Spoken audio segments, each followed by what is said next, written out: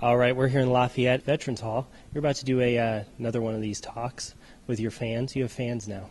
How does that feel to have fans? At Plus Q&A. You know, early on, I think on Facebook there were over 600,000. Yeah. You know, not in Lady Gaga territory, but for someone who lived their life in complete anonymity, you know, for almost 58 years, it's really amazing.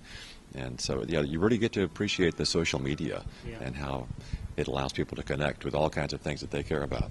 In your book, you talk about preparation, and that's kind of what makes leaders, you know, when the time moment meets your preparation. How do you prepare for what you're experiencing now? There's really nothing you could have done to know this was coming. Well, I certainly didn't know it was coming, but I think that sort of coincidentally I'd lived my life in such a way that it was as much as you can prepare for something like this, which is absolutely overwhelming.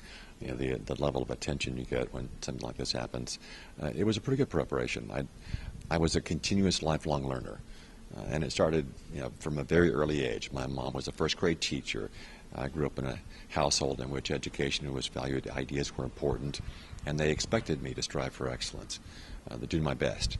And then, of course, with the military experience, Air Force Academy, flying jet fighters, that further reinforced those kinds of values. Being an airline pilot, of course, requires constant vigilance, constantly upgrading one's experience, skills, knowledge. I also was naturally intellectually curious, and I was an inveterate reader about things that interested me or that I considered important, or both. Mm-hmm. And so I was literate, and so I had spent a lot of time thinking about things and figuring out what I believed and why. And so I think having that life experience, you know, having been a thoughtful, considered person, that it was as much as it is possible to prepare. It was a preparation for the aftermath. You talked to Tammy Duckworth in your new book, yes. And your military experience definitely shaped you. Do you find it kind of concerning that only a percentage of the people are out fighting our wars for us? The military has definitely lost numbers, or people that are connected. Yes, it does concern me. Yeah, and that's one of the biggest differences between, you know, the wars that we have now and the wars that we had back in the 1940s, World War II, for example, in which almost everyone in the population was affected in some significant way by the conflict. Even if you weren't in the armed forces, even if you didn't have a loved one in the armed forces, even if you didn't work in a defense plant, you were subject to the rationing of gasoline, of foods, all kinds of things. So everyone was impacted in some real way. Yeah. And of course now, you know, we have the luxury, most of us, of pretending like it's some dream in some far-off place.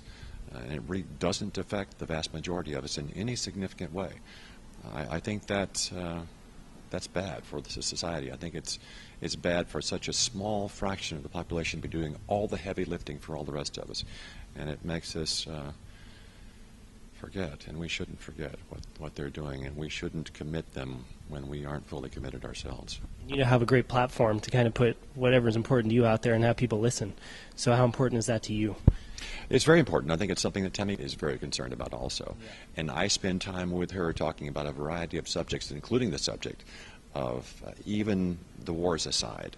The fact that such a small percentage of our population has that military training, those military values, that military experience, means that we don't have the same level of consistent application of our best values across our society like we used to. We don't all have this common basis for sharing courage, integrity, a sense of duty, a sense of civic responsibility that seemed to be more apparent in previous generations. I know that this generation now certainly is capable of those things, but sometimes these values that we used to share that seem more apparent now seem to have gotten lost in the noise. And how much fun was writing this book, getting to sit down with all these people from different walks of life and basically having them for some time? It was great fun, yeah. And it was really engaging. I got to ask the questions. I got to conduct the interviews for the first time ever in my life. And I intentionally chose people from very diverse backgrounds across the spectrum, everything from space exploration to government to medicine to law enforcement and everything in between. And I chose people I admired and respected, but all of whom had some common traits that I really valued.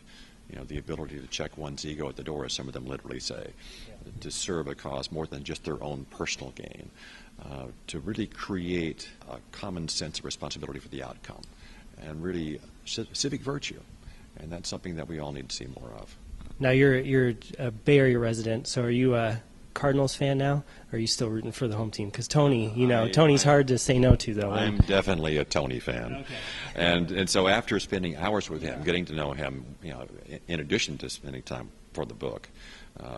Yeah, we saw you at the ARF event. We've seen you there. And so actually he called the house the day after the Hudson River landing and talked to my wife. I was still in New York. And he had just found out from his staff that not only had I landed in the Hudson, but that my family and I for years had been fostering animals until they were old enough to be adopted. Yeah. And so he thought that was pretty cool, and so we've gotten together a number of times since. But yeah, picking his brains about leadership was so much fun. And then to see him put all what he talked about into practice to win yet another World Series last fall was very special. All the leaders I talk to view the world the same way, as an opportunity for good.